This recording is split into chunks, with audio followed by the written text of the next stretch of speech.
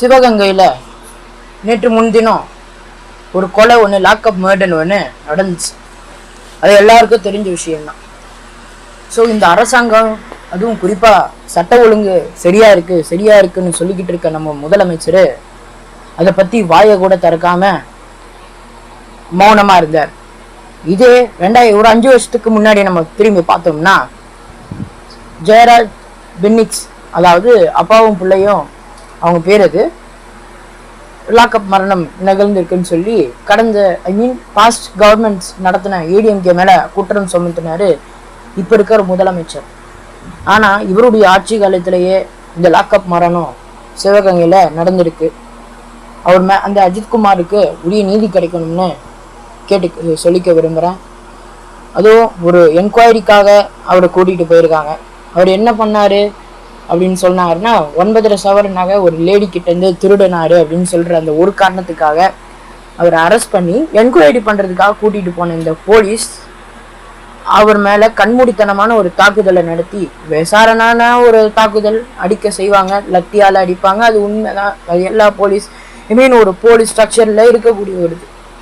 But ஆனால் அவங்க அப்படி செய்யலை. கண்மூடித்தனமாக தாக்கி அடித்து உயிர் போகிற அளவுக்கு இப்படி அடிப்பது. எஃப்ஐஆர் கூட போடலை. எஃப்ஐஆரும் போடாமல் இப்போ என்ன இதுக்கு லட்சணத்தில் நீங்கள் கேஸை நடத்திருக்கீங்கன்னு எனக்கு ஒன்றும் புரியல. ஸோ இன்றைக்கி அவர் இறந்து போயிருக்கிறாரு. ஸோ இந்த வாய்க்கிலேயே பேசும் சட்ட ஒழுங்கு சீராக இருக்குது, எதிர்கட்சிக்கு அப்படி இப்படின்னு அவங்க சரியில்லை இவங்க சரியில்லைன்னு பேசக்கூடிய நம்ம சிஎம் ஏன் மௌனம் சாதிக்கிறார்? இந்த விஷயத்தில் அமைதியாக இருக்கிறது ஏன் தெரியல. கேட்டால் இன்னும் கொஞ்ச நாளில் அதுக்கு ஒரு காரணம் சொல்லுவார்னு நினைக்கிறேன்.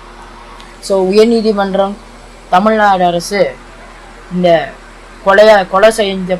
கொலை செய்யப்பட்ட அஜித்குமாருக்கு நீதிமன்றம் உரிய நீதி வாங்கி தரணும்னு கேட்டுக்க விரும்புகிறேன்.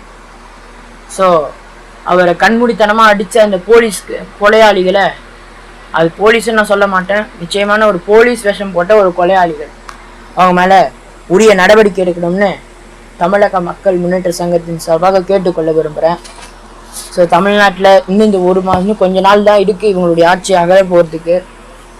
இப்போவே இன்னும் இந்த கதியில் இருக்குன்னா, இந்த லட்சணத்தில் இருக்குன்னா, இன்னும் எலெக்ஷனுக்குள்ளே இந்த தமிழ்நாடு எப்படி போகும்னு நம்மளால சொல்ல முடியல.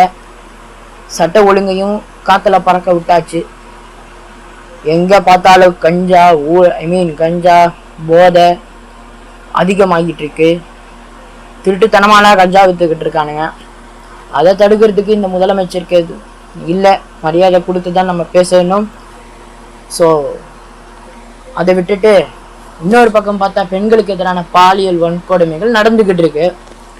இந்த சைடு ஒரு பக்கம் இன்னும் இப்போ பார்த்தோம்னா இந்த மாதிரி கொள்ளை தானாமுன்னா முன்னெச்சரிக்கை நடவடிக்கை இல்லாத விபத்துக்கள் நடக்குது.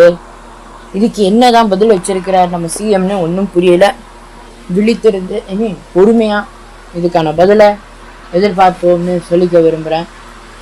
ஸோ உங்களில் ஒருவன் விஜய் ஆகாஷ் விஜயன் விடைபெறுகிறேன். நன்றி.